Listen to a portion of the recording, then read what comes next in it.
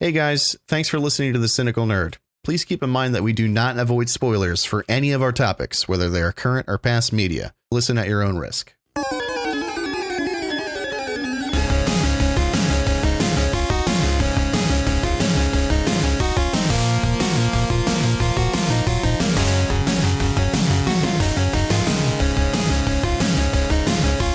working off of one monitor like a fucking, I don't know, guy from 2013 or something. Feel like a fucking poor person. Now, further back, baby. 2008, maybe? I don't know. Been rocking 2013, me only had one monitor for sure. Oh, okay. All right. I'm glad I didn't know you back then. Yeah, me too. That's just the beginning. Was that during the bandana era, or? That's around the bandana era, yeah. Okay. I have to warn you about something. Okay. Warn me. When we talk about a certain main topic today, right, I may just immediately break down. Yeah. I don't even know if I can get into the conversation about it before I start. Yeah, I wonder which one you're talking about. I don't know. I think it rhymes I have no with idea. The Pale. Christian Bale. Yeah. Christian Bale. The Pale Faila. I'm sleepy. I'm always sleepy. I'm not gonna. Mondays suck. Not gonna beat that. Oh, this guy talking about the Mondays. Am I right? Case of the Mondays. You know why they really suck for me though? I can't stop drinking on Sunday night. That's really what it is.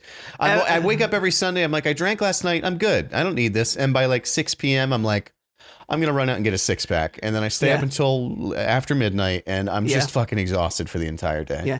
Yeah, I'm actually gonna do you one better. I work from home historically Tuesdays. So not only do I get the same way Sunday nights, but Monday nights I'm like, yeah, but I can sleep in a little longer tomorrow. Right. So I get an extra 15 minutes.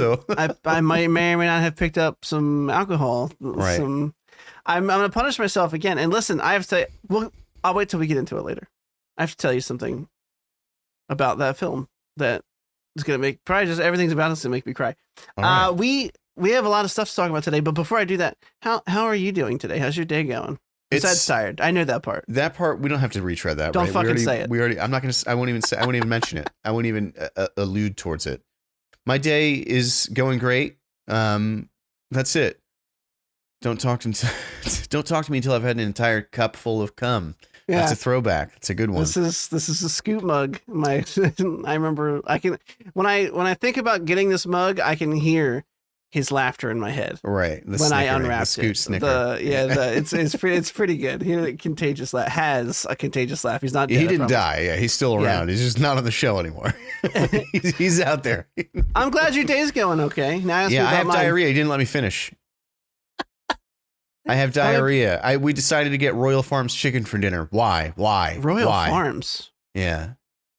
And it was delicious, while eating. And in this way, yeah. Yeah, on this orifice, but it hurts through the other end. Veronica, I sat down and Veronica texted me right before I joined the Zoom meeting. It was like, do you have diarrhea? I was like, yeah. She's like, yeah, I've got it really bad too. Oh no, got the rhea. Yeah. See, there's certain foods that you eat that you're like, I'm punishing my body for and I know it and I'm still doing it. Yeah. For Samantha, that's Taco Bell. Yeah, it's same for me. But I have this, it makes no sense. There's no logic in it whatsoever. But since we're doing the hibachi thing Saturday night, I'm like, well, I'm going to break out of keto then anyway. So why don't I just not do keto the entire time until then? It makes no sense whatsoever.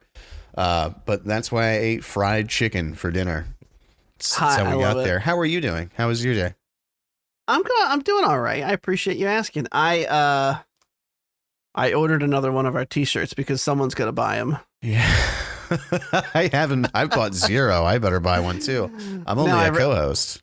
I realized I didn't have the right size of the glory hole shirt that I love so much, which is a great segue to say that we have a merch store up. You can go find it on all of our social media platforms, such as Twitter and TikTok and Facebook. And you can follow us and like us and retweet us and comment on things that we do on all those platforms. Hashtag fuck TCN if we did something wrong or stupid, which happens a lot. It's a lot. 90% of our content, at least. is just it's just wrong. It's just wrong. We're Incorrect. just riffing. The only things that we say that are correct are things about our kids because, well, fuck you. You can't tell us what's true. Maybe I'm lying about that shit too. You know, straight A student, mine. First of all, let's start there. Yeah, Grayson's got 11 toes. Prove me wrong. Show me the picture that shows he doesn't. Show it to me. Go ahead. You show me. I'll wait. I'm here. I got Photoshop too, baby. Tweet at us, email us, questions@thecynicalnerd.com, whatever you want to do. I just wanted to get that out of the way early. I'm doing good. I'm still doing, this is decaf because I've officially hit the age in my life where I know that if I have caffeine past a certain point, it's going to keep me up later than I would enjoy. I used to do it all the time. I used to be the guy that was brewing a cup of coffee at 8, 9 o'clock at night. And that was when I was up way too late all the time. You just subconsciously gestured toward me. You just like kind of went like you piece of shit. No, that was not subconscious. I meant that on purpose because there's been times, well, minus the piece of shit part, okay? Because there've been plenty of times when you're like, I'm gonna grab a cup of coffee, and I'm like, this late, young man? Dude, there was one time you did that, full stop, when you were like, are you having a cup of coffee at 8:30 on a Thursday? And like ever since then, like whenever we do anything, I try to keep my coffee out of frame. So no. If you can do it and still go to bed when you want to, then absolutely do it. I wasn't saying, don't do it. No, you're judging me. It's okay. Yeah. That's all right. I can handle it. Don't put the caffeine in your body. It's the devil's soda pop. I don't know where I'm going with this. It's the devil's energy. Yeah, it's unlike the devil's lettuce. We have things to talk about, and I want to talk about them. We actually have a decent amount of main topics. We watched not one, but two DC animated films this week. We're talking about Superman, Batman, Public Enemies, and Superman Red Sun, which you told me. I knew about it. I know what it is. I knew of the plot. I know it's an Elseworlds comic story, basically about what happens if Superman landed in Russia and not the U.S. And I had never seen it. I just knew what it was about. I know there was a Russian Batman and everything, but we'll get into that. Then we're talking about The Mandalorian Season 3, Episode 1. It came back, baby. We got some more Groguito, which is his Spanish name. And The Last of Us, Episode 8, the penultimate episode, which was wild. It followed the Lakeside Resort portion of the game, which we all knew was coming, but Jesus Christ, sinister. And then we have The Whale, which we might have spoiled earlier with our Rhyme Fest. Yeah. I know that we're both basically Eminem when it comes to that, but yeah. Forgive us. Well, we spoiled it for each other too. We kind of gushed about it texting that, which is usually genuinely something we do not do. We try to wait. Unless they're bangers. Unless I just watched something that I feel like has made an impact on my entire life. I was drunk too when you texted me, and I just have no self-control when I'm drunk. So I was like, I was tipsy, which is also part of the reason when I could stop crying. Yeah. To send you messages. All right, let's dive in. Our week in review, our trailers, they're not crazy long, so we should have enough time to talk through all the shit we want to on our MTs babies. And with that, we'll start off with Derek and I's probably favorite game of the past year. Yeah. Elden Ring, aka Smell Them Things, from Software, finally revealed the DLC we all knew is on its way. It's going to be called Shadow of the Erd Tree, which may or may not, people are speculating, but may or may not be set before the events of the main game. It looks like it's probably going to be true, but all they gave us was a really beautiful piece of art of someone on a steed. I don't know if it's probably not the exact same steed as us. A woman with long blonde hair and a white dress in an awesome looking field. Yeah. Looking at a leaky tree, a leaky faucet. It looks kind of like my dingus in the middle of the night. My dingus. My dingles. Take a look at my dingus. The official blurb was, I don't know what the voice was. Take a look at my dingus. Rise, tarnished, and let us walk a new path together. An upcoming expansion for Elden Ring. Shadow of the Erd Tree is currently in development. We hope to look forward to new adventures in the lands betwixt. It's between, not betwixt, but I like the word betwixt. They gave us no release date, but there are rumors that it's supposed to be coming out this year. And they said that I'm doing a little if then statement. It's if A plus B equals I'm smart. Right. They said that Armored Core is coming out before the Elden Ring DLC. Yeah. So if this is really coming out this year, that means we're getting both in 2023. That's really cool. Which 2023 is a big old year full of good stuff. Yeah. All the good things in life. Yeah. What can I say other than awesome? This is incredible. I loved the game. Now I'm gonna do a fresh. I fucking knew you were gonna do a freshie. I was gonna guess it. Yeah. I have time though. Like that's not. I have a lot of shit to get through right now, and so that's like that's at least a couple months out. It has to be. There's a lot of suspicion that it's going to be about. There's sort of like the big hole in the sort of like lore of the game is Michaela, which is Melania. Yeah. Is that her name? Twin or little brother or something. Well, bro. And people think it's going to be centered around him. Moog, of course, abducted him, and we saw his little baby arm coming out of that Moog egg after that fight. Yeah, favorite my fight in the whole game, by the way. Yeah, it's awesome. Fucking incredible. I'm excited for Armored Core. I'm excited for this. I'm glad I have a reason to go back and play it again. And yeah, I'm hard underneath the desk. It's just out of sort of my frame here, but there's an exposed dickhead. See where my fingers are? Yeah, it's just right where they disappeared there. If you had one finger up, I might not be able to tell the difference. But It's just behind there. Is that a little Ryle? Yeah, Miquella. I'm reading it straight from the article. I don't know this off the top of my head. Miquella is the brother of Melania and one of the Empyreans who cursed to be forever young, and they created the Halig Tree to purge the rot from Melania. Obviously, didn't work out too well for her. Radagon's Rings of Light description says one of the incantations of the Golden Order fundamentalists, a gift of gratitude to the young Miquella from his father Radagon, and yet the young Miquella abandoned fundamentalism, for it could do nothing to treat Melania's accursed rot. Yeah. Is that an official description? So it's like known to be about Miquella? No, this is speculation. Okay. It looks like it looks like it. Yeah. No one's sure. Tight pussy shit. But like probably, right? Yeah, that's probably gonna be it. It's going to be the AKA TPS. People really thought they weren't going to do it because they waited a year to announce it. And it's like, this is literally their most profitable game and it's not even close. Do you really think they're not going to try to get a little bit more out of that? People are also making, and I don't understand this, they're making a big deal over the fact that they're referring to it as an expansion as opposed to a DLC. They're like, is this going to be like the early days when an expansion meant it was like an entire new game? And it's like, either way, just shut up and play it if you want to play it. Like, what are we talking about right now? Who cares about the answer to that question? Yeah, right. It's going to be good either way. So just, stupid mouth holes. Yeah. Just shut them. Speaking of holes, I don't know how that works.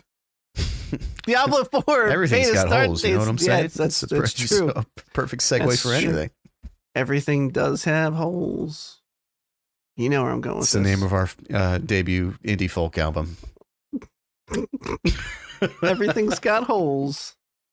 Diablo 4, there's no segue there. It's horrible. I'm so sorry. But it's inching ever closer to release, and the beta start dates and times have released. I just figured if you're here listening to the podcast, you probably care at least in some form or fashion about video games and possibly, potentially, maybe, perhaps, perchance, Diablo 4. So Diablo 4 has 2 different beta weeks. The first one's going to be for people who pre-order the game, of course. Don't be mad at the player, be mad at the game, aka Activision, for pulling something like that. Activision Blizzard. Friday, March 17th.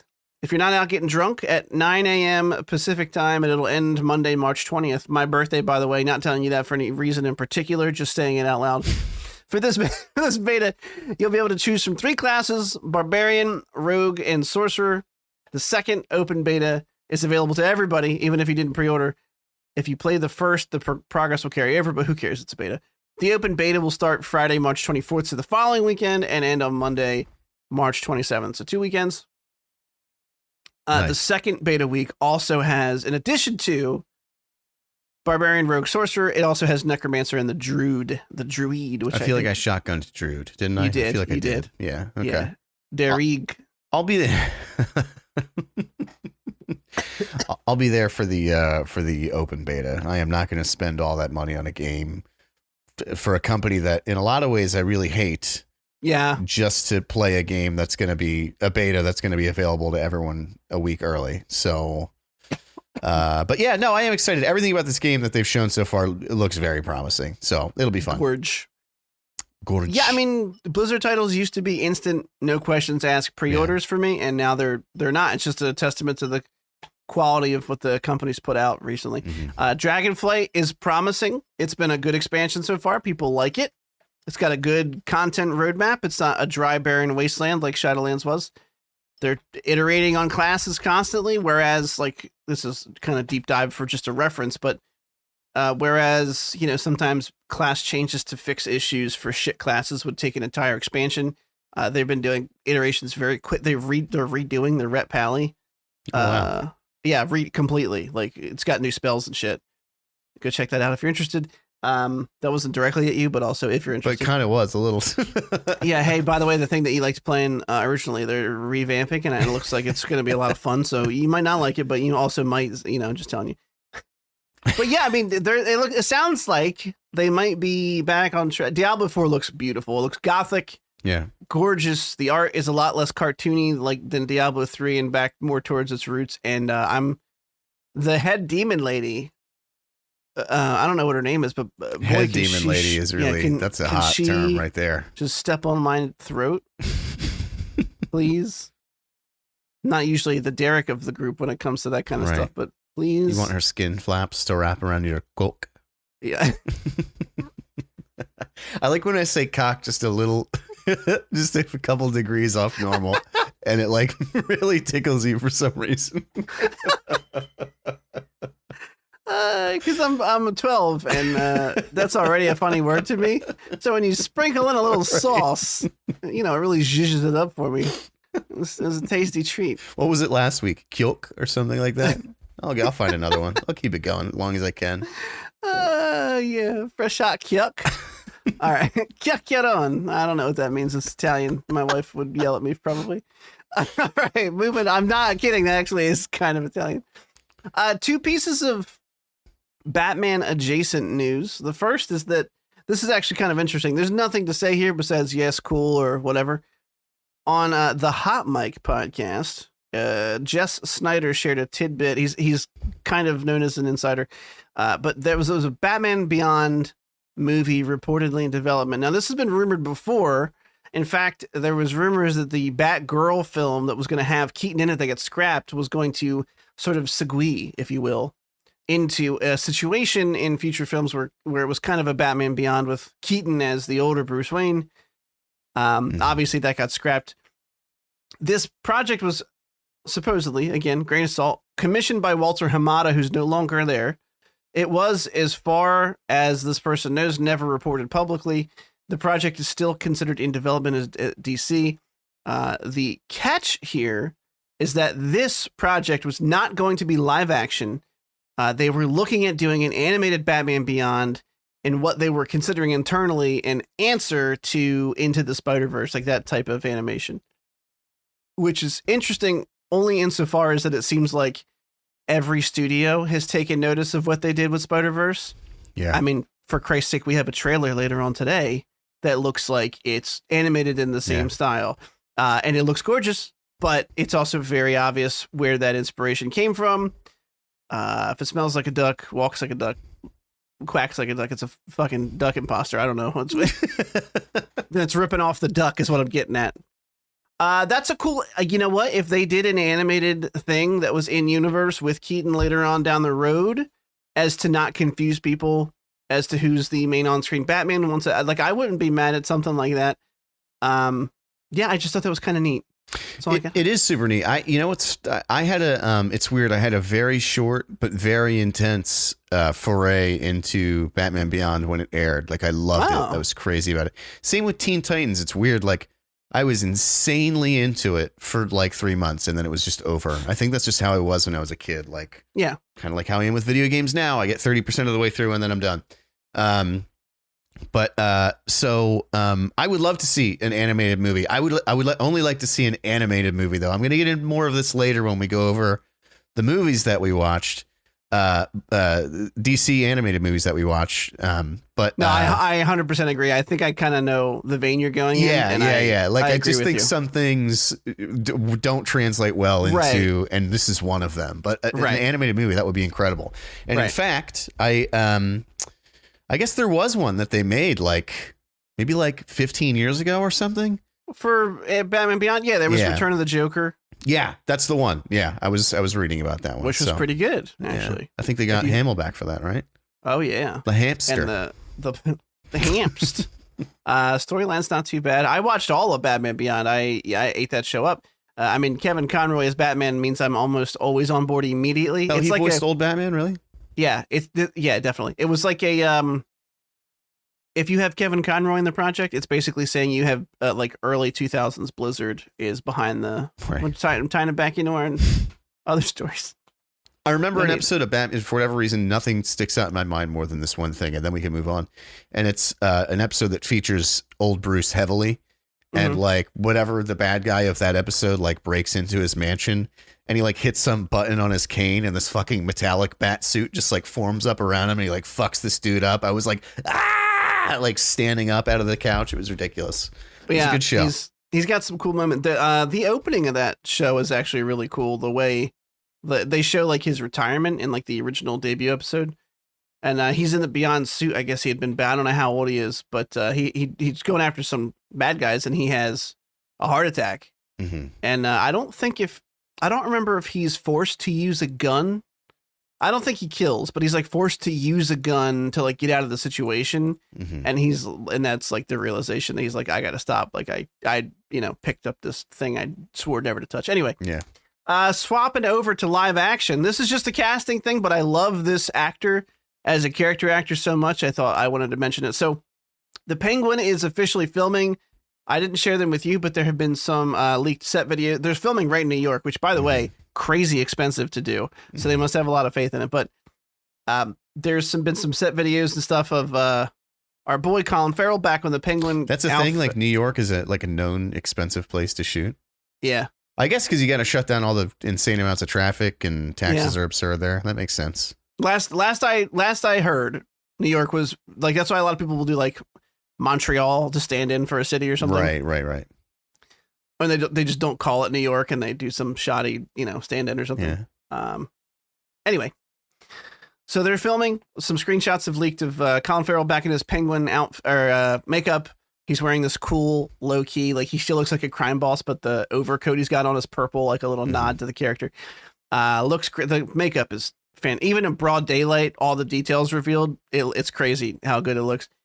Clancy Brown has been cast in the Penguin show as Salvatore Maroni, who's you should probably know the name. There was another crime boss from Batman Begins. Carmine Falcone, Salvatore Maroni. These were two of the big crime families that were ruling Gotham in the early days of Batman's appearance. Obviously, they give way.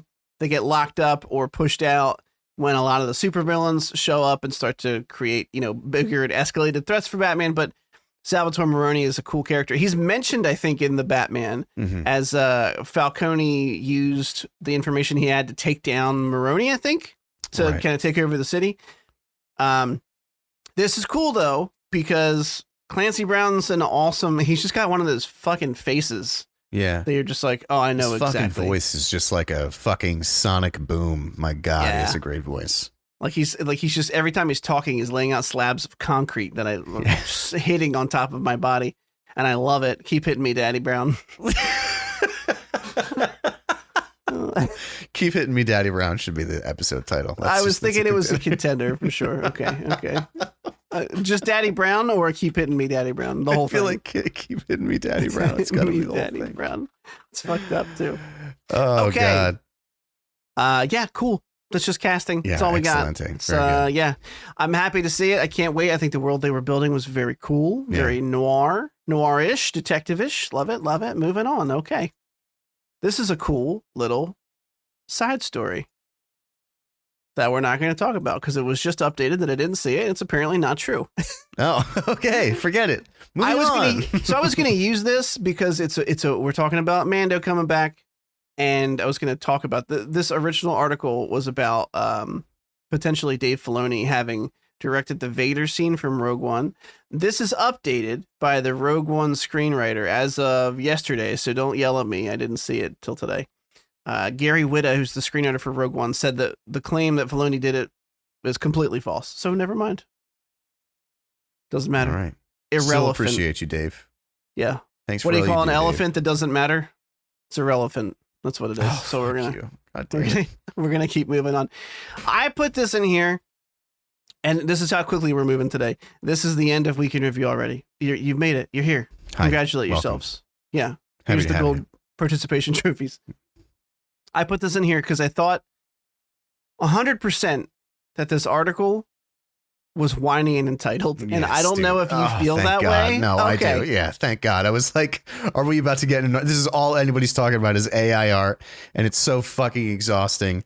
And all right, let me preface it here. We're talking about what is it called? Anime rock, paper, scissors is the name of the thing. It's like animated using an almost like rotoscope technique where they filmed a guy in front of a green screen and they fed AI art, whatever, prompts into the live footage and overlaid it to make this quote unquote realistic looking anime. It looks fucking horrible. Like it looks stupid, but like the amount of whining that's going on over AI art is like, I just can't fucking take it, man. Like it's just like old man yells at cloud type shit.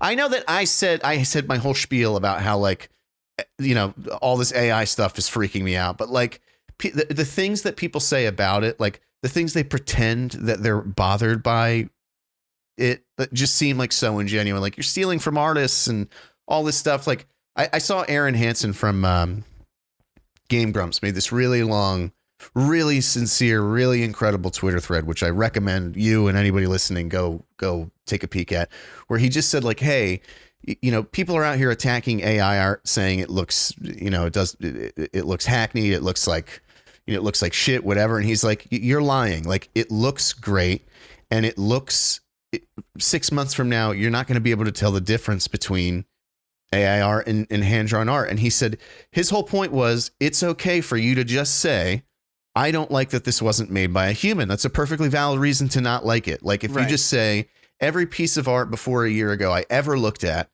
whether it was a kid's drawing or a masterpiece, a human being with like thoughts and heartbreak and you know, anger and all the emotions you feel, they made that thing. And now there's stuff out there that a human didn't make, and that bothers you. That's okay. But coming up with all these whiny political fucking reasons why you don't like it is just like, I don't know. It just irks me. And it's just become the new like buzz topic for everyone to chime in on. It's absurd. And you know, here's the thing. And I gotta, and I'm on your side here. This article, I read the article and I was like, maybe there's some valid points in here. But for the most part, it comes off as an insecure boyfriend who's worried about the new guy that his girlfriend's becoming friends with. And I'm looking through this, and at the end of it, I'm like, you know, this felt bitchy and out of touch. And I feel like in 2 years, this article's not going to age very well. People are going to be like, oh, look, we sounded like idiots. And you know, the first comment I looked at, and after I read this article, because I always look at the top the comments usually. This article is just drenched in outrage. This is on par with the kind of burn it all down writing you find in a response to a tweet about how maybe a 25% tip for takeout is a bit much. And someone said this article is unbearable. And and I was like, you know what? That's actually how I feel about it. Like it feels whiny in a not good way. It feels whiny in a we're worried that we'll be irrelevant, without realizing that industries change and you adapt or you disappear. And that's how it's always been. It's not always fun for the people who are in that field. I understand that. But like, Jesus Christ, it's like, it's unfathomable to me that the level of like 6 or 7 year old whine that I can hear coming through some of these tweets. So I see people talking. So just as an example, again, we're not going to go through this whole article, but I'm on the same page as you that AI art, it's okay to just say, this makes me feel like I don't have job security. It makes it's okay to say, I don't like that humans didn't make this. These are all valid and legit critiques and fears and concerns to have, but to just poo-poo it and say this is bad or this is bullshit just because you don't like it is insane. And there's people who are posting Twitter threads on here And they're saying, like, some people are defending it. And no, they're not making money off of Vampire Hunter D, for example. Yeah. I forgot that was the whole thing about this. Yeah. VHD was a style that they wanted to replicate. VHD isn't the only anime that looks that way. They could have gotten the similar results if they trained it off of Netflix's Castlevania, for example. Someone replies, right, but they explicitly told us they used. So the argument here is they're basically stealing from other creators in order to train their AI. And there's like, how do you handle things like royalties for that? You're taking their art and training it. And that's insane to me, because if that's the same as saying in a human that I like these 18 things that I draw inspiration from every time I draw, and therefore I owe them royalties for my ideas. Yeah, like that's what crazy. if you animated Vampire Hunter D and I animated it my thing the traditional way, but I used you as an inspiration? It's like, I'm not stealing from you. What if I sat down with you and I said, "Hey, I want to draw something in the style of Vampire Hunter D"? Would I be stealing from them because that's the onus for what I was talking about? No. Yeah. And it's fucking crazy. Just because it's an AI that all of a sudden they're like, well, they're stealing from the, okay, dude, really? But it is, I will say, you know, like this does look like shit. Like, it doesn't look good. It looks really weird, but like any still of it looks great. But the fact of the matter is, if you look at AIR even 6 months ago and how like rudimentary it seemed and how far it's come since then, it's like, it's not going to be a whole lot longer until it is going to look really good. Yeah. And this is sort of like, I feel like machines don't sleep, baby. a significant, you know, piece of the DNA of where it's headed. And yeah, I don't know. It's a guy, people I really respect are on the side that I don't respect of this, which is the whining. Sam Dietz, who is the head of Powerhouse Studios, who is just an immensely talented guy. I really, what he does with his budget is incredible. He makes every fucking frame of animation count. What he does with his tweets is not incredible. What he does with his tweets is not incredible. He's an unbearable fucking person, but he's so talented. I can't help but show up for his work. But anyway, he's been like on the vanguard of this thing. Like, just every day, it's all he whinges about. AIR. And it's like, dude, just focus on your shit. You're doing great, man. Like, it looks good. Just keep going. Keep moving. Like, they're not taking your job. Not anytime soon. Anyway. Until the Sam Dietz AI drops in 2024. Yeah. But anyway, he also stop whining in looks summary. like the biggest weeb I've ever seen in my life. If you look for pictures. Hi, Sam. Sorry, weeby. Yeah. So this all came off of a Corridor Digital crew video. And if you don't know who they are, obviously they don't need our shout out. They're a huge YouTube channel. They do stuff like VFX artists react, and they've actually lately brought in people from the VFX industry who have worked on these big movies that they're talking about. They had one of the guys who worked on Avatar 2 come in to talk about how they did some of those shots. Some of those videos I find incredibly interesting. They also do like a Stuntmen React series. Again, they're not paying me to do this, obviously. They don't know who the fuck we are. Mm-hmm. Where they have like real stuntmen come in and talk about the scenes that they shot in famous superhero films. And then they do stuff like the onus of this article, where they do their own in-house, they have their own studio, they do their own stuff. And they made this, and I think just as an exercise to like see what was possible in this medium, I think it's completely harmless. Yeah. And I think that they're getting a lot of press, and they all say all press is good press, right? They already are a huge channel. They don't need the extra love, but everyone talking about them is just putting their fucking name in everybody's mouths. So good for them. And good for you guys. Although I will say that your YouTube ads in video are horrendously cringy, and please rework them, because Jesus, the Vessi shoe commercials where like your interns out front stomping in puddles, like, holy shit, guys. Let's up look at ours, for example. They're stellar. You don't even notice when they happen. I'm just over here drinking my nice Perrier. I'm sorry. All right, we'll move on. Who is not our sponsor. Who is definitely not. We're on board with team not making up fake sponsors anymore, just out of an abundance of caution. Okay. Yeah. All right, moving on. We got our trailer section. We only have 4. We have The Machine is up first. We've seen a teaser for this before. And as much as I think, I've said this before, so I won't harp on it, I love Tom Segura, Bert's super best friend. Mm-hmm. I love Bert with Tom. I don't love Burt as a comic by himself. He's just not my style of comedy. I'm not saying I think he's bad. I think he's improved a lot over the years. I will give him that compliment. I think he's a funny guy. I listen to their Two Bears all the time. He just had an episode with Howie Mandel. It's hysterical. I saw some of that. It was really good. Hysterical. Yeah. Do you fuck dogs? So anyway, prefacing the trailer with that, we saw a teaser for this before, and it just felt kind of hokey. Some of Burt's joke deliveries were great. He's a comedian, so he should have good timing. But like the other actors playing like Russian characters and stuff were not super high paid, I would say, because you can tell they're not super.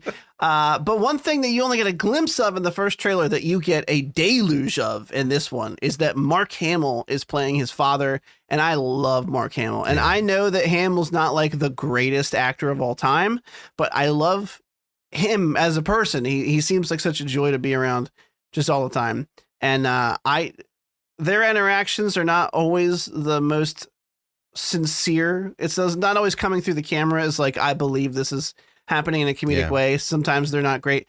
But the bits with them are pretty funny. And Mark Hamill is king of selling any fucking line. What does he say at the end of this trailer? I already forget. I just watched it. When he's like, oh, I think you killed like 7 or something. Yeah, yeah. Dude, but he just makes lines pop, dude. Like everything he says, he just knows how to like bookend what he's saying. So it's just like, I don't know. He's just great at that. I want to ask you something. Have you ever watched Burt drunk? When I watch him sober, I don't think he's funny. When I watch him drunk, I am like side-splittingly, like tears running down my face laughing. I'll have to try that. I'll try that. We'll try that. And I think he knows that because he's like the party guy. He's used to like, he's drunk and talking to drunk people. And so I think there's something to that. Just get drunk. You're drunk. We're all drunk. And you watch Burt Kreischer. I tried to watch his stand-up, like 2 different sober, like a couple times. I'm like, nah, he's not for me. And then I watched like 2 of them, like really drunk. And I mean, like literally, like I was like hoarse the next day from laughing. I could see that. Like if I'm sitting here watching him normally, I'm holding my nose up at his lowbrow comedy. But if I'm a little drunk and he comes out shirtless, I'm probably going to be excited about that. Yeah. I can see that. I agree. There's some cheeseball stuff about this trailer though. Overall, I'm interested in it when I can watch it at home, but it's yeah, I don't know. There's like, you have to take your shirt off and go face those. It's like, oh, he's doing the shirt thing still, even in the movie. Okay, we get it. Yeah, we understood. This comes out in a couple of months. It's May 26th, 2023. It looks like they're going to give it a theatrical run. Good for you guys. We'll see how you make out. I will definitely watch it when I can watch it. Not in a theater. I'm sorry. I go to the theater for very few things anymore. Yeah. Including things that I love, Marvel and superhero films in general. And I'm perfectly content fucking waiting to see Ant-Man bring it up for the 2nd week in a row, which also had huge weekend to weekend drop-offs. Marvel's not super happy about that, I would imagine. Anyway, moving on. I'm not a super huge Disney fan, like just like a baseline Disney fan who would like know all the Disney properties and the famous rides, but I do know, and I think everybody knows, what the Haunted Mansion is. And they have a new trailer for a new Haunted Mansion film, and I thought, oh boy, this is going to be really cringy. And it has Rosario Dawson, absolute honey, Danny DeVito's in this, Owen Wilson, Tiffany Haddish, Dan Levy, Jamie Lee Curtis makes a pop appearance in one image of this. Anyway, aside from like the very end of this trailer where Owen Wilson says some really stupid line about like killing an already dead ghost. Yeah. I actually thought this trailer was kind of fun. Mm-hmm. And that's what I'll say until how did you hate it? I didn't hate it. You know what it is? I just have a bad taste in my mouth for like Disney's brand of lightheartedness. It's just like, I don't know. It's just like the same, no matter what the genre, no matter what, it's like, I feel like it's the same tongue in cheek sort of like, can't take anything too serious, like tone that, what's it called, had Willow. And it's just like, no matter what property you're in, it's like the same, like, I guess we got to stick together. I'm just sort of, I don't know. Like, I'm not trying to, I don't know. I just got this unfamiliar or this familiar sense of like, just this tone. I'm just kind of tired of it. I don't know. Yeah, that's fair. But again, like all things Disney, it's so fucking well made. Yeah. Some of the lines, like you said, they had great comedic timing. I never remember the lead's name, and it's a shame because he's a wonderful actor.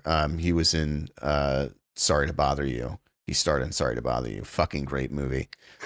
All his lines were incredible in the trailer. Owen Wilson, like you said, other than the "we're gonna make him deader" thing at the end, funny. Danny DeVito, I think all he did was laugh, but it worked. But I'm just like I don't know. I'm just like, it's like tiramisu. It's just too much sugar all at once. I don't know. Yeah, there's the I'm not sure which of the actors is the kid of Rosario Dawson, but there's the line early on the trailer where she's like, "I'm gonna light a vanilla candle and it's gonna be a game changer." And this very scared looking kid, he's like, "Will it though?" Yeah. It looks fine. I don't know. It looks better than previous Haunted Mansion films, I will say. Yeah. Like the Eddie Murphy ones. I think Samantha has a soft spot for them, but to me they were big old stinker poops, piles of dung. Shit, that's what I'm getting at. Yeah. Feces, if you will. That's July 28th. This is coming out. Not too much else to say about it. It's the Haunted Mansion film. It's either going to be good or it's going to be garbage. And yeah, that's the end. One of those two things. Speaking of garbage, this next thing is a trailer about something that is kind of garbage. For a long time, there was like a black sheep of the Star Wars universe. Now that's just called the new trilogy. But that was pretty good. Thank you. But back then it was the holiday special. It came out famously in the 70s and was quickly like tucked away in a back room somewhere, never to be seen again. Like it aired, people who saw it remembered it, and then it never came out and never replayed. It was never on VHS. They wanted to bury it because it was so incredibly bad. And it was like a myth for a while. It was hard to get copies of, apparently. I don't know. I didn't live through that period of time where I wanted a copy and couldn't find one. It's always been kind of readily available. This is a trailer that played at South by Southwest. That's called A Disturbance in the Force. This will premiere. Oh, I'm sorry. It didn't play at. It will be premiering at South by Southwest 2023 on March 11th. It's like next week. And this is a whole little documentary about how this came to be, what happened at the time when it released, and it looks like they got some decent celebrities in this to talk about what happened. I mean, there's Weird Al, which is just random because you don't really think of Star Wars when you think of Weird Al, but then you immediately see Kevin Smith, who is well known for Star Wars, and you see Seth Green, and I forget the name of that guy. He's a comedian, but he's around here somewhere. But it's all these people talking about what happened. And I find things like this in the entertainment, like sort of lexicon, to be fascinating. So I put this in selfishly because I think this looks cool. I don't know if you do. No, I do. I never saw it either. I never watched it. I think I've mentioned that on the show before because we watched the like Lego Star Wars holiday special, and it was really, it was like Dookie butter to the max. Yeah, it was the thing. Keeping in tradition. I never watched it, so no, I'd be interested in watching it and then watching this probably more so, or maybe it makes sense the other way around. But yeah, no, I that's like a weird phenomenon. Like I don't know, to like release a movie and then be like, no, that never happened. That never happened. I think it happened back in a time when that was more doable. Yeah. Right? Because like VHS wasn't a thing in the 70s. It was basically you saw something in the theaters or you saw it when it aired on TV. And if not, then you didn't see it for a long time. Yeah. So yeah, I mean, yeah, it's just really strange. And it's interesting. They have a website up if you're interested. It's holidayspecialdoc.com.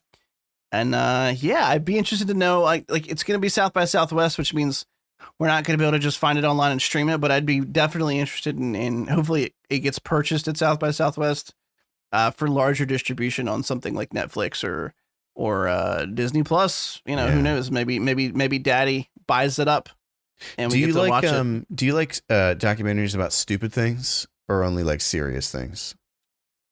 A little bit. It depends on what it is, I think. So Netflix has I hate Netflix documentaries. I think they're so boring, but Netflix has a documentary. It's called like Pepsi, Where's My Jet or something. And it's about the guy who's, remember they had the advertisement when we were kids that if you saved up enough Pepsi bucks, it was like 7 million or something. You could get a F-11 Harrier jet or whatever it was. And there was no fine print saying like, this is just a joke. So some guy actually saved up 7 million Pepsi points and like took them to court for a Harrier jet. Was it Brendan Fraser and the whale? That's a lot of fucking Pepsi. Yeah. Well, so that's what it's about. How he did that. He didn't actually drink all that Pepsi. Anyway, watch it. It's 2 episodes. I watched the first one. I was surprised. It was actually really just about such a non-topic, like something that so doesn't matter at all. They just found a way to make it really interesting. Cool. I would definitely watch that. Yeah. Yeah. And it will, if you're interested in the Star Wars thing, watch that too, whenever you can. I don't know where it's going to be. We'll figure it out. All right. Last trailer already. We're incredible time this week. We're moving, baby. This is, I mentioned this earlier briefly in passing, did not name it. Teenage Mutant Ninja Turtles. There's a new TMNT film coming out called Mutant Mayhem. This is actually coming from Seth Rogen and probably his writing partner as well, who has written a lot of the stuff they've done together. And this is a beautiful trailer. I mean, I'm just going to call it what it is. The animation is very much, it's CGI, but it's very much done in the Into the Spider-Verse gist where things look a little stop motiony because of the frame rate. It's beautiful. Yeah.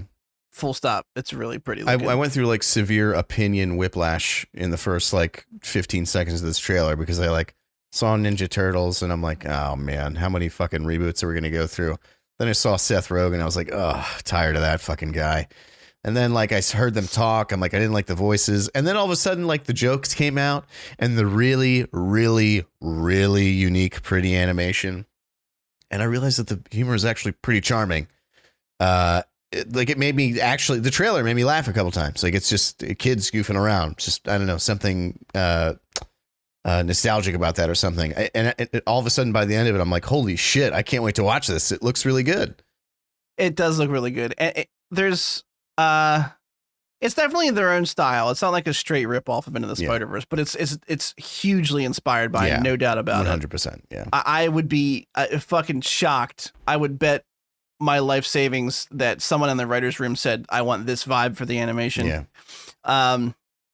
Or at least Into the Spider-Verse adjacent. They could have said it like that too. They could have said adjacent. Like a cuckold. Spidey adjacent, yeah. Yeah, I want it to be Into the Spider-Verse adjacent. Go get me some more scones, Jason. Thank you. Yeah. Jason, I don't know. One of those fucking interns. You don't have to remember their Eric, whatever. It's a different name every week. They're unpaid. They're not people. How I know that my son just got put to bed? How? Because I can hear him screaming through the walls right now. That's what he does. He does that for like 5 minutes and then he passes out. Okay. Yeah. That's good. Grayson will make up every excuse in the book for why it's not time for bedtime yet.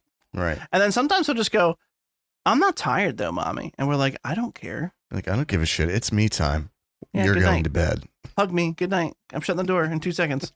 The only thing that actually surprised me about this is that the turtles sound much more like kid turtles than teenage. Yeah. These sound like, if I had to put an age on this, I'd say 10 to 11, 9 to 10, maybe. They feel very young.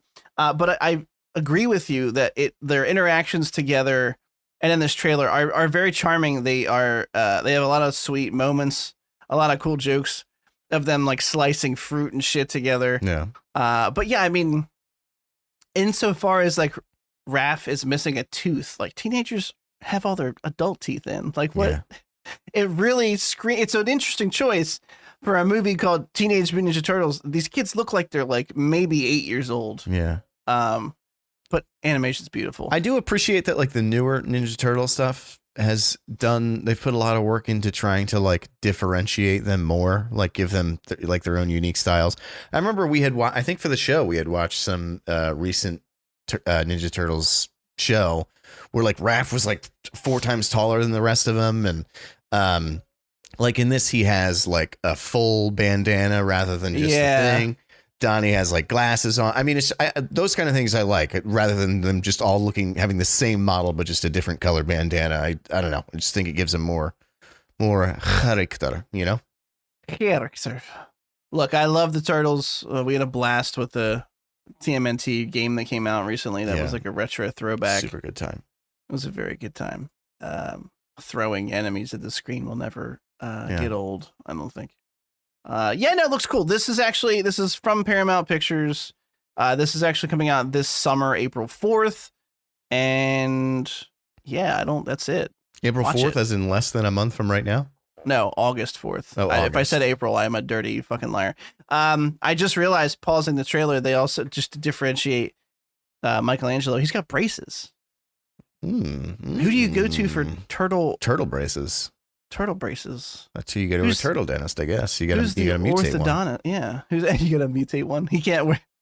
Oh, the ooze bit at the end was hilarious. Ooze rolls off the tongue. Ooze. Yeah, we prefer ooze.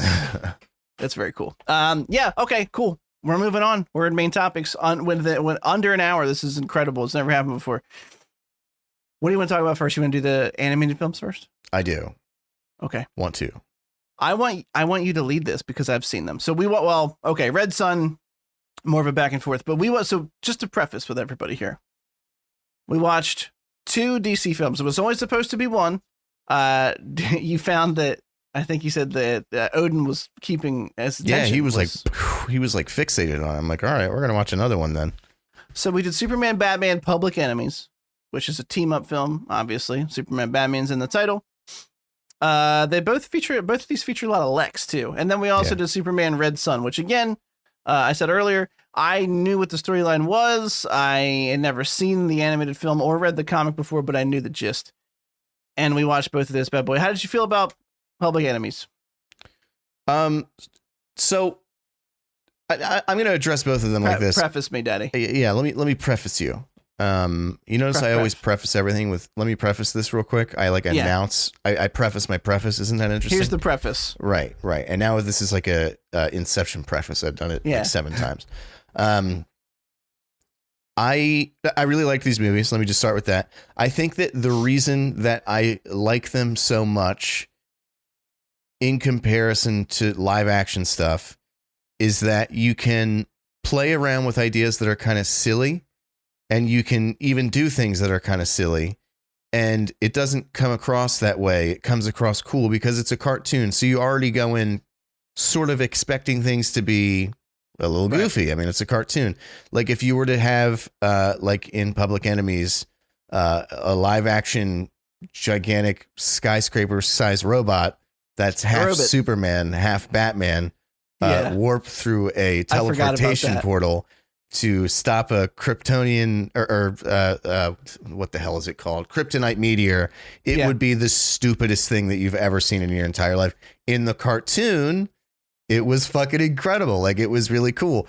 I like that it can take these stupid little sort of elevator pitch ideas, these like quick little, like, what if the people turned against Batman and Superman? And instead of like devoting an entire arc of like the MCU to it, like, oh, the next 5 movies are going to be centralized about this. It's just like, no, you get an hour and 15 minutes, you get in, you make your point, you get some really cool action scenes, and then you get out. Same thing with Red Sun. It's like, what if he landed here instead of there? Like, what if he still had that same sense of duty and honor that he has as we know him, but it's filtered through sort of the, polar opposite political ideology. He's like a collectivist rather than an individualist. Right. Would he still be a good person? Would he still, like, you can ask these little questions, and then it's like the movie starts, it makes its point, and then it's done. There's like, and the goofy shit that happens within is okay because you kind of, it's not that you lower your expectations. It's just like, you can watch something fantastical in a cartoon and it's cool, but like it just doesn't translate well. Like what I was saying about Batman Beyond earlier, I just don't think it would work in live action. It's just too much. It's too comic booky. So I loved these movies. I don't really know what to say beyond that. I don't think that they ask any important questions about life or anything. They're just fun. They're super fucking fun. And like, I'm way more into them even than I imagined I would be. And I can't wait to watch more. I got one thing about Red Sun that was all of them having like horribly stereotypical Russian names was like a little hard to swallow. Like, oh, Dmitry, come here, Svetlana. It was like, come on, man. Igor. Yeah. No, it was really bad. I agree. So I did Superman Batman because I've been talking about the sort of bro relationship they've had in the comics that we haven't really seen on the screen yet. And that's because it takes kind of a lot of history between them to make that work. And they're both established. They've been working together for a while now. And this whole thing that like Superman respects Batman, even though they disagree on their styles, and just watching them work together, you know, I really enjoy. So like Superman, Batman, Public Enemies, I loved a lot. I forgot. I knew the toy maker was in it, but I forgot about the super silly giant robot until I was watching it. And I was like, oh boy, I don't know how Derek's going to take this. The same is actually true of Superman versus the Elite when they were in the middle of that town fighting that huge bug. And I was like, oof, I don't know if this is working. But you're right. There's something about animation where it's almost like because it's animated, it's not lowered expectations. It's like this feels more okay because it's in a medium designed. It's a better medium. Yeah. For silly things like this. I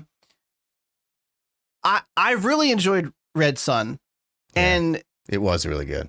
And I mentioned this last week, and I'm going to bring it up again at the risk of sounding like a broken record, but I enjoyed Red Sun for the same reasons that I really, really loved and recommend things like Batman Earth 1, because it's like a reworking, and this is a much more drastic example, but it's a reworking of someone's origin, and you get to see like the fundamentals of that character ultimately take them to the same place that we know, but through varying lengths of journey. So for Batman Earth 1, he becomes the Batman we know and love. He has a rougher training. He's not as pro at fighting. He loses sometimes. His grapple gun jams on him. There's this one scene where he's chasing after somebody, and it's early on, and his grapple gun jams. He falls down an alleyway. He sees the guy running away, and he just gives up and goes home. And it's like moments like that you really love. And then you see things like in the Earth 1 book, Harvey Bullock is usually this hard, grizzled detective, sometimes partner of James Gordon, but he's usually on the up and up, but he doesn't necessarily like Batman too much. He was in the animated series a lot. In the book, he's a reality TV star. He's a cop, but he's like a TV cop. He always has a camera behind him, and he gets assigned to Gordon as his partner. He's ultimately a really good guy underneath, but it's getting through that bullshit fake exterior.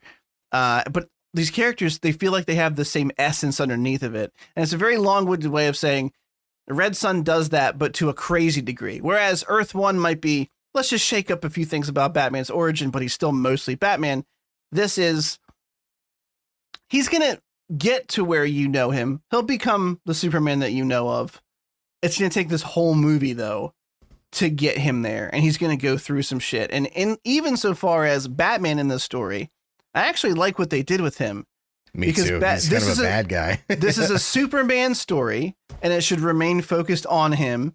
And to use Batman in the way that they did, it's to serve the story, to serve in maybe not in that moment instant change, but helping to nudge this version of Superman closer to where he needs to be ultimately via his mentality, the way he thinks about the world and the people in it. And I agree with what you said. I think it's really cool to see, you know, he still loves people. He still has this hope for humanity. He just thinks that blindly and foolishly in the beginning that the Soviet ideals are the correct way to do that. And then he understands like that they're doing horrible shit. He frees people. And there's that tipping scale where like you're all powerful. You say you want peace and he actually means it. But he does little tiny half measures here and there. And eventually that half measure turns into, well, he put a device in that guy's head. He's not dead. He's not enslaving him. He's having a good life, but he's not really himself or able to think for himself anymore. And yeah, I just love that. I love that this felt like it spanned decades. It did span decades. Yeah. And I really like Luthor was a good guy. Yeah, I was gonna say I like what they did with Lex, where he's still got that underpinning of in a different setting. He could absolutely be the Lex that we know, the evil shithead. You see some of that come through when he starts to get desperate in order to match Superman, in the things he does to try and match Superman, saying things like, you know, it's not real, it's just a piece of machinery that I used. I liked it a lot. I'm rambling, but I thought it had a lot of really cool I think it does. I think the other thing that the cartoons do better, it comes across better in the cartoon is like the hype moment. So like I feel like in live action anymore, the universes are so established at this point that like hype moments are just like character reveals. Like, oh, in the moment of our most dire need, it's Paul Rudd, and he says a line like, "Hey, anybody got a cheesesteak on him?" And like that's like the moment everyone goes, "Ah!" You know, when Toby shows up on screen, and when Andrew Garfield shows up on screen, it's like these like actors being in the movie is like the hype moment, the reveal.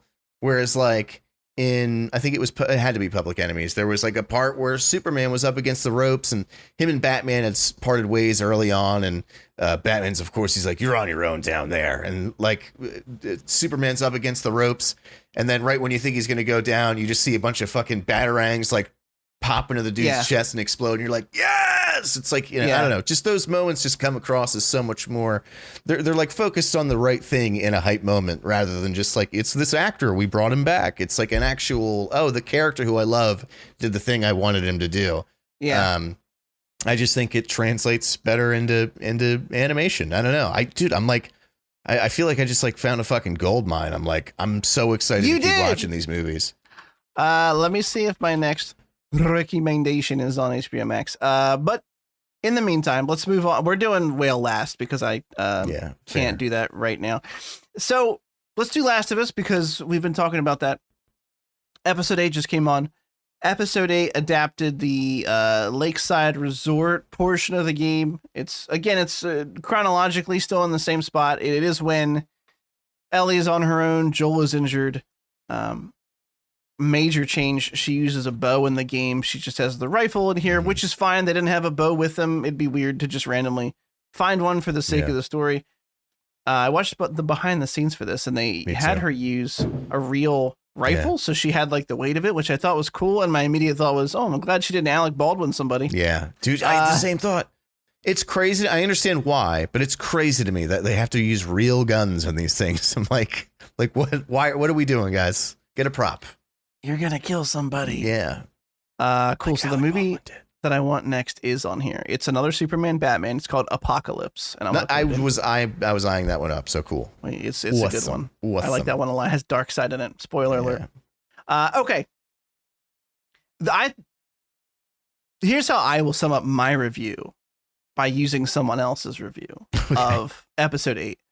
Today, Sam has been really into the show. We've been watching it together Sunday nights. She's been very into it.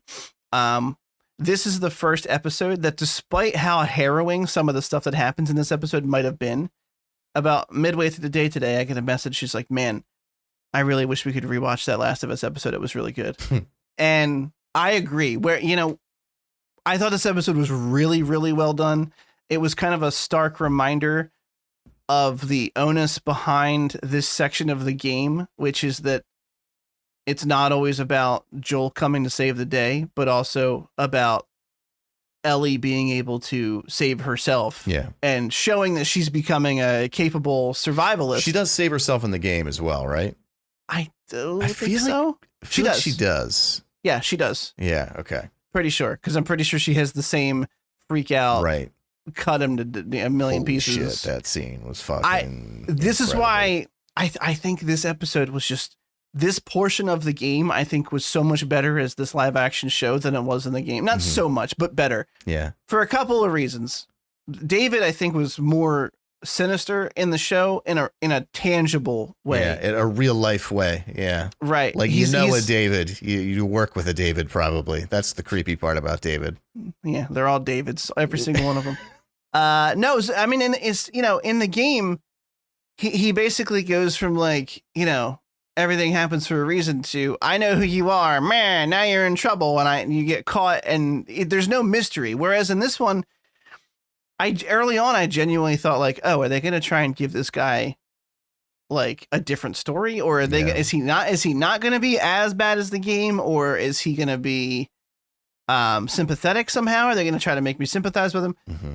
And I think they do a good job of like him talking to Ellie and saying, how he became a pastor and stuff, and really hiding. There's no overt warning signs. There's no foreshadowing. He's not like munching on a snack and going like, good thing we're not eating people, right? Yeah. There was no like in your face, like, oh, he's definitely going to be the bad guy, to the point where like Sam didn't know what he was going to do and legitimately thought like, oh, she found like another decent guy. Misguided. She thought he was misguided, but like a decent guy. And, very harsh revelations for her. Yeah. When we found out that he was looking for a child bride. Yeah, he was a rapiste. I thought that what they did super well with David was they really, like, with every scene, there's like a new reveal of just how fucked up he is. Like initially they present him as like normal, and then there's something you go, ooh, and then the next scene you go like, ooh, and then it's just more and more and more and more. Yeah, like that's, you're like, okay, he's a bad guy. He's like a fully bad guy. And then, but even still, it's like with every subsequent scene, he has some line that you're like, oh, this dude is fucked up. And right down to the end, last thing he says is like, you should know by now, I like when they scream or something like that. Like, yeah, like really just really fucking well done. I mean, you got to feel weird when you're an actor playing a kid toucher well, but he did a good job at it. Can't really put that one on the resume. Yeah, right. Yeah. Don't want to write that one down. I'm really good at acting. Let's just leave it at that. Oh, honey, I'm losing my health insurance this year. Why is that? Well, I couldn't tell everybody that I acted in that role, so it's fucking. They're gonna kick me out of the Screen Actors. Anyway, it was a terrible joke. I just kept going with it. Yeah, he was an incredibly nuanced bad guy for a good portion of the episode, and I just gotta like. I know we've talked about her before, and this is not new territory. Bella Ramsey like murdered this episode. She was so good. She was so fucking good in this episode. I mean, ooh. When she was like, "You tell him Ellie broke your fucking finger," I was like, like in the awesome. game, it's a well delivered line. In the show, it's a fucking banger. You're like, you're like fist pump in the air. Yeah. Couple things of note since we're just gonna gush on it here. Gushing. Joel torturing those guys to find out where they took her was incredible. I turned to Sam and I went, "You haven't really seen this yet, but this is what Joel turns into when he thinks Ellie's in any kind of danger." Yeah. And I was like, "This is like he's incredible. He's just no hesitation, doesn't give a fuck. There's no shred of humanity when it comes to these guys for him. Stabs this guy in the leg. Better be the same thing as what this guy's telling me. I promise it will be." Just stabs him. What'd you do that for? I believe him. And then fucking kills the other guy. Such a good line. Cold-blooded. I loved it. That stood out to me. I think that's the only thing, like, so far with the show as compared to the game. Like, I feel like the game did a better job at showing, like, hey, Joel is a piece of shit who happens to care for this person. And so you see a good side of him, but he is capable of doing really, really terrible things. Yeah. And I feel like this is the first episode. I mean, we're second to last episode where it really they've hinted at. They're like, he says to Tommy, like, we did terrible things to survive. But like, this is the first time you show like, dude, he fucking jams a knife under the dude's kneecap and he's like, I will pop your kneecap out. It's gross. It was great. It was incredible. Yeah, I agree. They've told us almost ad nauseum at this point that like he's done shit that he's not proud of. He's told Ellie, like, I've killed people to survive. And she's like, innocent people? And he clearly is like, yeah, definitely innocent people. Especially the innocent ones. They're the easiest ones to kill. Yeah. They don't know how to. This idiot mother doesn't know how to wield a weapon. I agree with you. You and I have been big champions of the show so far. And, really removing, and I'm not going to call it bloat. That game is phenomenal from start to finish, but it's a different medium. So pulling in every bit of stealth action scene, we would be watching them still like sneaking through Boston if they were doing that. Yeah. So I get that, but you do lose a little something, which is that they've just been telling and not showing that Joel is kind of a monster who happens to love this girl like his own daughter and will do anything for her. And I just loved it. I was like, oh shit, here he is. He's fucking going. And I forgot that Ellie escaped on her own. I thought we were going to watch him slowly pick through this entire camp to get to Ellie. And it was even better than I had hoped because it was Ellie being a fucking badass and getting out. I did think that Joel was going to meet Troy Baker, voice actor of Joel, and there was going to be some meta, like he was going to kill him or something. Yeah. They didn't do that because people probably would have been mad about it. I'm really happy he was in the episode. Great. He's awesome. Yeah. As a voice actor and just an actual actor, he did a great job here. And if we were in a who's taller competition, he would win for sure. He seems like a tall boy. Incredibly tall. Yeah. He's the long necks from Horizon Zero Dawn. I don't know what reference that came from. I'm sorry. Pulled that out of some fucking hat. Episode is great. And the last thing I will mention is standout moments is holy shit. Samantha and I both immediately welled up with tears when she breaks out and she's running and he grabs her and she doesn't realize it's him. And then she realizes it's him and she can't even speak. There's like this little moment where she's like, and he just hugs her. And Samantha and I were instantly like, oh, yeah. And he calls her baby girl, the big moments. He finally called her BG. Yeah, BG. Oh, I wish they changed that just to piss people off. Yeah. I got you, BG. Keep hitting me, Daddy Brown. Episode 95. Class of 95. Anyway, all right. Last of Us was great. Penultimate episode next week is the finale. I heard Bella Ramsey say somewhere that the finale would be divisive, and I'm curious as to whether she means people who don't know anything about this property, the ending is divisive, or if she's telling people who played the game, it's not going to be what you expect. They're going to switch it, right? Which I have faith in this show, but I don't know. That ending is so critical. Wonderful. Yeah. It's fundamental to the story. Yeah. Like this is the reinforcement again of how terrible you can be when you're acting in the name of love sometimes. And that's the whole onus of the story. So I have faith that they're going to do it justice. I think we're going to get to see Joel in rampage mode again. And I think he's going to do it. Yeah. But I think she was talking to people who don't know. Yeah. We'll see. But when I read I saw that scene, they showed like literally less than 1 second of like him in the hallway, the hallway. And I was like, oh, dude, I am so fucking ready. Yeah. Oh, I am fucking ready. There's that one moment in the obviously heavy spoilers, in the operating room when you get the gun and you realize that the game is pushing you to kill her. And I'm like, I am not the good guy here. Yeah. I am literally the villain who's breaking in and killing everybody. Okay, moving on. We're gonna do that's just an old western. The Mandalorian. I don't have a lot to say about this. I don't remember it a whole lot, to be honest. I have like two or 3 points. One, you and I were curious if they were going to retread the setup for this season, because they did the setup for this season in Boba, and it's kind of fucked up to us, and it'd be very fucked up in standard Marvel fashion to assume everyone had seen that.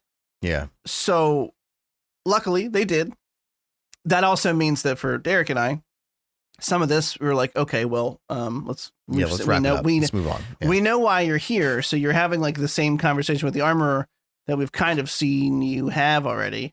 But the opening scene of the young Mandalorian getting his helmet with the sect of crazies was cool. That big alligator thing fight did a death roll. I was like, oh, it looks like an alligator, and then it death rolled. I went, he did the thing. It just felt like a warm hug. This episode, it was like welcome back. Yeah. This Mando walking through a town. He has a fucking OK Corral shootout with some assholes. He wins, obviously, because he's a fucking Mandalorian. Carl Weathers is back. I love that man. In a much better outfit. In a much better outfit. Kind of douche vibes. He's got robots holding his cloak up behind him. Grogu's being adorable as always. And then there's a really awesome that I was cheering for space battle at the end, where he is just juking the shoot out of people. Oh yeah. And shoosting them in his space cheap. There wasn't like a whole crazy, it was just a setup for the season. Setup episode, yeah. And it was good. It looked good, looked pretty. It was fun. I got to watch my boy twice in 1 week on a premiere episode. It was great. Oh, trills. Couple Kawaki and monkey lizards in the tree in Navarro. Not kidding. Those are the salacious bee crumb monkey things. They were in a tree. They definitely used real puppets, but they must have CGI'd the legs. They didn't see. I don't know. I don't know what they did. Ask them. I wasn't there. Yeah, I wasn't there. Ask the Trandoshan that was in the negotiating room. Not kidding about that either. They brought the little guys back. Oh yeah, the little babu or whatever they're called. I forget the name of the species. I want to say like Antorans or something. I don't think that's right. I feel like you nailed it. I actually don't think I know the name of these guys. Let's see. Little guys from Mandalorian. Googling live with Chris and Derek. They are called. Oh, I did not get that right. The Cool. Oh, that's cool. Wait, no, that's not him. I lied. That's not him at all. That's the name of a totally different. Another character. Small, hairy creature who works on things. It's a very Babu big universe. Anzellans. I was very close. I said Antorans. The Anzellans. Babu Freak was the one from Rise of Skywalker who made them popular. I do have a fun fact about them. They have really big eyeballs, and that's because their eyes are really good at looking at extremely tiny, even microscopic details, which is why they are typically shown to be working on droids because they have a natural aptitude for it. I thought they had really big eyes so that they could appreciate their children more. Just so they could just look at them. I thought they had really big eyes so that they could sell more toys of them because humans are naturally attracted to things with big eyes and little heads. Yeah, I thought it was cool that they had like a half-size shop and Mando was sitting in there. The biggest praise I can give this episode is it just felt like Star Wars in a good way, and there's really nothing else. We know where they're headed. This was just set up, like you said. Oh, did you like that one line of dialogue that they wrote off Cara Dune with? Oh yeah, she got recruited by Special Forces, aka. Moving on. Anyway, last you'll hear that name. Let's go. Do you want to be my sheriff? You'd be pretty good at it. Yeah, Mando's he's a badass. That was like a blink and you miss it line too. That's the best part about it. Like I literally went, did they just write off Cara Dune? And oh yeah. Mando's a badass. What do you want? Yeah. It's a cool episode. It's fun to see Grogu back, baby Grogs. Getting tossed around, getting yeeted. Yeah, I was like, Yodes, little Yodes, Yoden. I realized I had all these nicknames for him that he's not even mine, you know. It was really cool to see them back, and I'm excited to see more. Yeah. It's coming out Wednesdays. It looks like they're going to stick to a Wednesday release cycle and not move it to Fridays like I think they did last season. So we get another one in 2 days, which I'm pretty stoked for. Tight, yeah. All right, look, we got to do it. Let's do it. I was in such a good, peppy, happy mood. Let's do it. We watched The Whale. The Whale. With Brendan Fraser, baby boy Brendito, as we call him in our friends group chat circle. Right. That he's in. I meant he's in. That's why I call him. Yeah, he's a part of it. Baby boy Ben. We try not to name drop, but we do know Brendan Fraser personally. Yeah, we try not to name drop, but the chat's called The Chat with Brendan Fraser. TM. Darren Aronofsky film, which means you already know it's probably going to be very sad. Yeah. This, just for those of you who don't know, it's a story about a man who's extremely large. I'd say probably north of 600 pounds or 600 on the dot. Who knows? Those Three Musketeers bars weren't helping.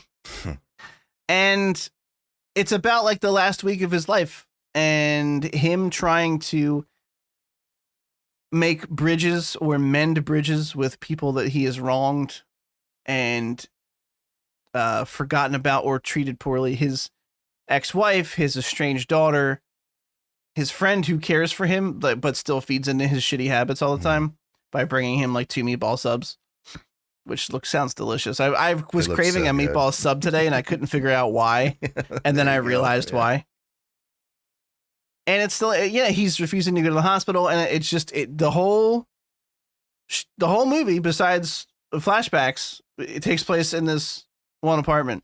It's great. It was like you were watching a Broadway play or something. Just people coming in and out of the room. That's what was so enjoyable about it. Someone say that like the cadence of this movie felt like I was watching a play. Yeah. And as soon as they said that, I went, "Oh shit!" It kind of did, because it was like scene, and then literally at one point I was like, "It's what time? Why are there so many people knocking on this guy's door?" Yeah, this movie is densely packed, and obviously I want this to be more of a dialogue than like a me do big chunk, you do big chunk. So I'm not going to talk too much longer, but just out of the gate, Brendan Fraser is immense in this movie, and I don't mean his size; I mean his acting ability.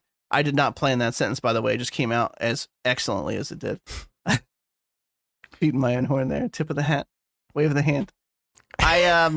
He was just incredible. I'm trying to keep this lighthearted because I'm going to start sobbing when I remind myself what this movie did to me last night. I was crying. We watched it at 2 p.m. on Sunday. It was 2 in the afternoon, and we were like snot backed up in the nose crying. It was that bad throughout. Like the end, of course. Well, yeah. More so than any other part, but throughout it was a continuous thing. It's like a crescendo of sadness. It gets worse and worse. What the hell was that? Oh, scared me. Sorry, Jesus. I thought I heard a screaming woman, but it was just a car crash. Don't worry about it. This got like sadder and sadder where the ex-wife came in and you find these little tidbits out about his life throughout the film and it kind of unravels the story very slowly. I was crying so hard last night that it was one of those ones where like your face hurts because it's been contorted for such a long amount of time. You're tired afterwards. And my cheeks were like soaking wet. It was into what I laughingly refer to as a beard. I thought I woke up Samantha. I was crying so hard. I had to go downstairs and get more you tissues. Didn't watch it with Samantha? Good move. No. You would have had to like console her afterwards. Yeah. And I just... It was so sad and so well done. And before we go into details and surely cause myself to weep again, what stood out to you the most? Brendan Fraser's acting, but it's also just, it was really good. The thing is, he knows, obviously, with everything that he went through, he's a guy that knows what it's like to be down and out. Yeah, and he told us this in our group chat. What's that? He told us this as so much in our group chat. Right, yeah. We're you know, we won't say how close we are or how often we get together or anything, but I won't say how close, but I'm seeing him this week. Yeah, he says hi. He asked us to mention him on the episode this week. So here you go, Brendan. Leave us alone, you little scamp. All right, stop talking about yourself.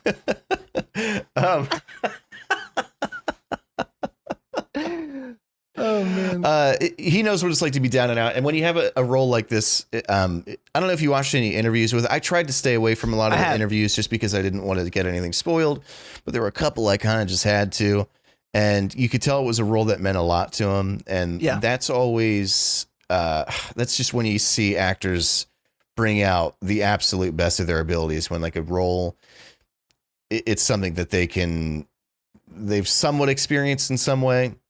He went through a lot of time where he was closed off from the world, not in the same exact way, but you know, it's like you can see the threads, how they're there. And he just brought his A game. And I remember way back when this film premiered at some film festival that he was at, afterwards, he got an 8-minute standing ovation. I think we talked about it on the show. He got an 8-minute standing ovation. And I joked, like, how could you keep clapping for 8 minutes? Like after 3 minutes, how are you not like, can we sit down now? To your spouse, like, and like now I'm having watched it, I'm like, I can see how like you could watch that movie and feel all those emotions. And then this guy is 50 feet behind you. I'd probably stand up for 8 minutes clapping at him too. I mean, it was just that good. The thing that I want to say, and this is going to be, I don't know, minorly controversial. And if you want to cut it, I will not be offended whathatsoever. But I can't talk about. You never said anything on this podcast that I thought needed to be cut. Okay. And I don't think you're about to start now. All right. Well, anyway, never mind. I was going to do a joke that was just way off base. So the movie plays with fat phobia. It's not really about fat phobia as much as it uses fat phobia as its like vessel to make its point. Yeah. And like, if I'm being honest, when I see people that are I'm big, when I see people that are that big, that are more than 2 times what I weigh, I judge them. I'm like, I don't think they're disgusting. I'm not like, how dare you look that bad in front of me? But it's just like, it's the same way you see someone on the subway with like track marks and bags under their eyes. You're like, oh, that's what you decided to do with your life, be a drug addict. Like that's how you, right. That's the best you can take care of yourself. When I see someone that's that big, like I hit 280 and I went, all right, I need to make a change, and I've lost 40 pounds and I'm still trying to lose weight. I just don't get how you can get that far and not go, holy shit, like how do I turn this around? Yeah. And so like these parts where they're channeling that a lot of people feel that way. And even the guy who was like a really good guy throughout the film, the Mormon dude, and like screams at him like, "You're disgusting." I'm like, fuck, man. Like, I feel like that's the point it was trying to make. Like, deep down, you're not even looking at what this person, what they're trying to do. Like, maybe they're not trying to help themselves, but it doesn't mean they're not trying to help other people. Like, maybe that's just the one point in their life that they can't focus on or they've given up on, but it doesn't mean that they're not trying in other areas, that they're not trying to improve themselves mentally or help other people in this case. And it just made me like, I don't think the point of the movie was to make you think about how mean you are to fat people, but it did make me kind of go like, all right, well, I'm still going to judge these people internally, but you know, I'm going to do so with a little bit more nuance now. I don't know. I guess those are my broad thoughts. I thought it was incredible. Veronica and I watched it together in the middle of the day. Usually a heavy drama like this, you want to watch it at nighttime because then you cry, your eyes are heavy, you go to bed. We did it at 2 p.m. Big mistake. Bold move, Cotton. We were like, afterwards, like I had taken a shower and then I came, like 40 minutes had passed and I was like, I'm residually sad. Like I'm still sad after that. She was like, me too. I'm kind of in a bad mood right now. So we had to like shake it. It was a very good movie. Yeah, it's a very good movie. It's very sad. All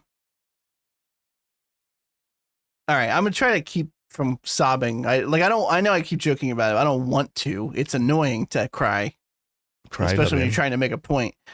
No, I mean, there's just I can't speak highly enough of his acting in this movie. It was like, I don't want to say transcendent. That feels ridiculous, but it was like, I see, ads that played for this. I was looking up a clip earlier today to remind myself of the exact verbiage of like what he had said in a specific scene. And, it was playing like the accolades. And one of them says, Brendan Fraser gives the performance of a lifetime. And I'm like, yeah, I feel like he kind of did. You're right. I know that he's gone through some personal adversity, and you can really tell on someone who was on top of the Hollywood game for a bit and then disappeared completely and has not been heard from, and is just now over the past couple of years coming back into the limelight. He seems so appreciative. Yeah. I've watched some like actor roundtables recently that had Adam Sandler with him, which I completely saw that too. Okay. And the guy from Everywhere All at Once, I forget his name as well, but they have a similar experience where he hasn't really acted much in a long time. And he had this movie recently that kind of reinvigorated his image to the public. And Brennan just seems like such a genuinely kind person. And just the pain that he exudes in this is eye-opening to me on so many levels. And of course, there's like the two major scenes that if they didn't make you cry, that you're not like a human being. The one is when his ex-wife is leaving and he's talking about like, you find out that he's got a bunch of money. Like he doesn't want to use it on himself. And you could be mad at him for that. If he was my friend, I would be mad at him for that. But he wants to leave it to his daughter, who like is kind of a piece of shit in this movie.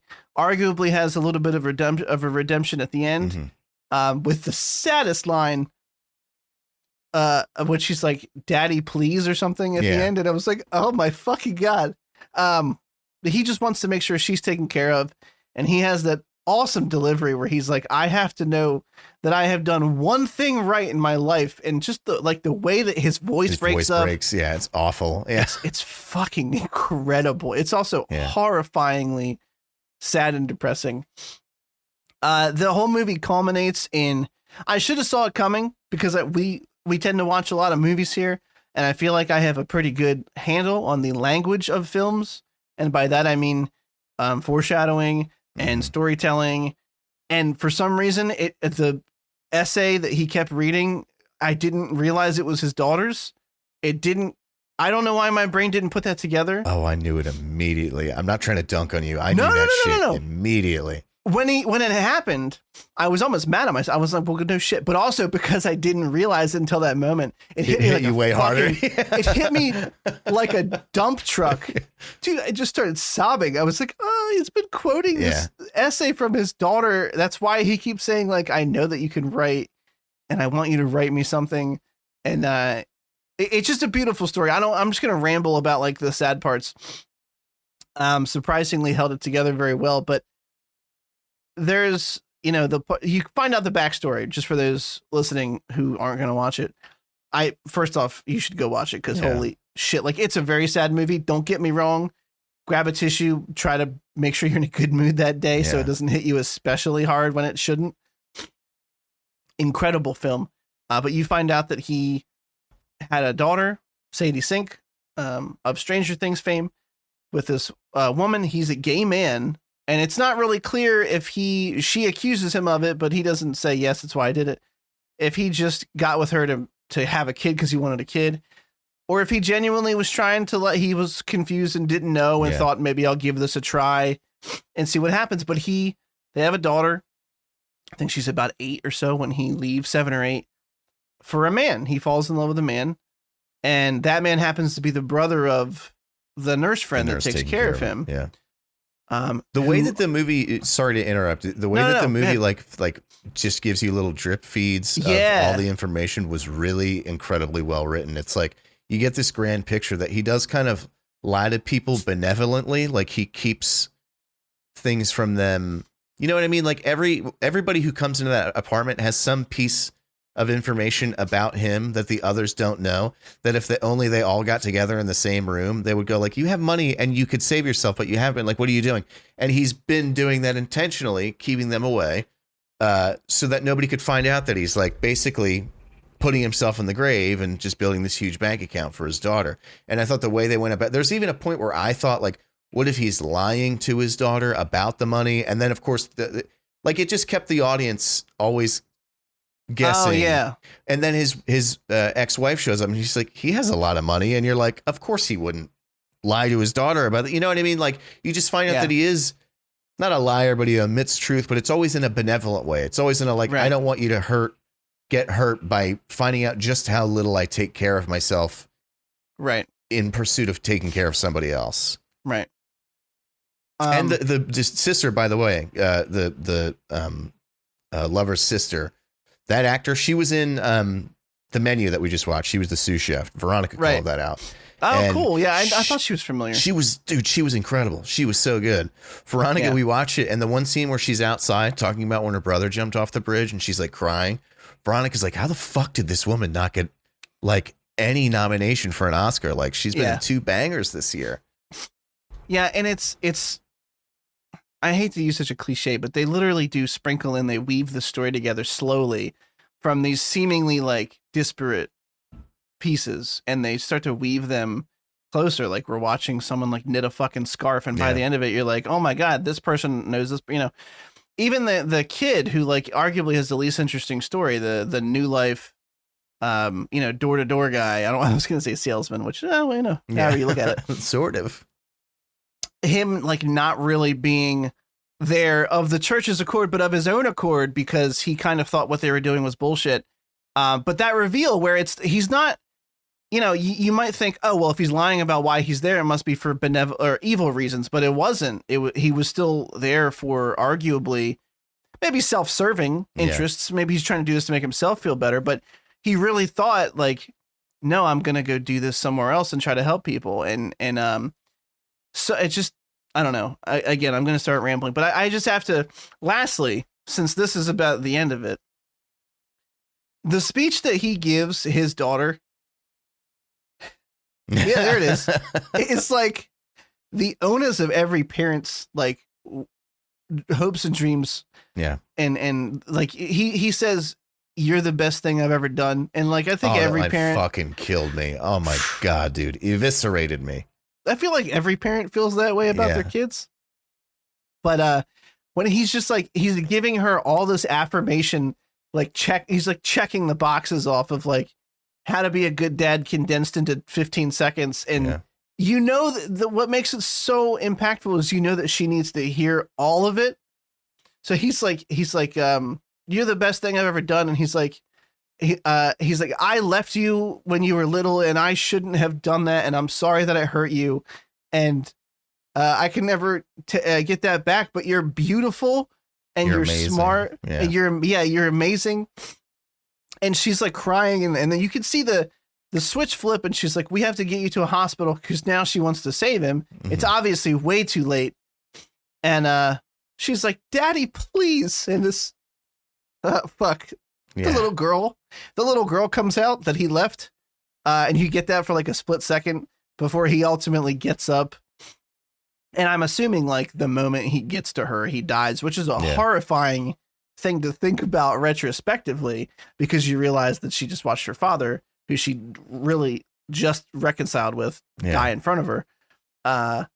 But it's beautiful, and you see him go back to that beach image. The shot of his feet lifting off the floor, and like, yeah. I usually hate endings are like they went to heaven, and this one wasn't, but it was really good. Like it was really well done. It didn't necessarily say he went to heaven. It was, you could interpret it as just like he's at peace now or something like that. Yeah, he went back to the happy place a second before he died. Yeah, yeah. You know, but no, it was great, and it's sort of backing off of the most emotional part of it was. Before that, when he was talking, but I don't want to. I want to live here. When he was talking to the sister, and they were talking about how his lover just got sicker and sicker because he wasn't eating.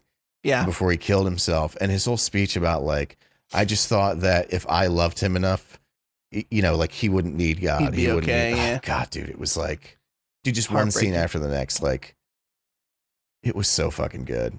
Aronofsky is a really incredible filmmaker. He's had a couple missteps. Like he had this weird thing like where he had kids and he found Jesus, and he's always got to inject a little bit of Jesus into his films. But and so he made that film with Russell Crowe about Noah's Ark, but they tried to make it like an action movie. I my forgot God. that Dude, was it him. Fucking terrible. Oh my God, it's awful. But The Wrestler, Black Swan, Requiem for a Dream. I mean, these are like powerhouse emotional movies that just fucking knock you off your feet. And I think this is his best film.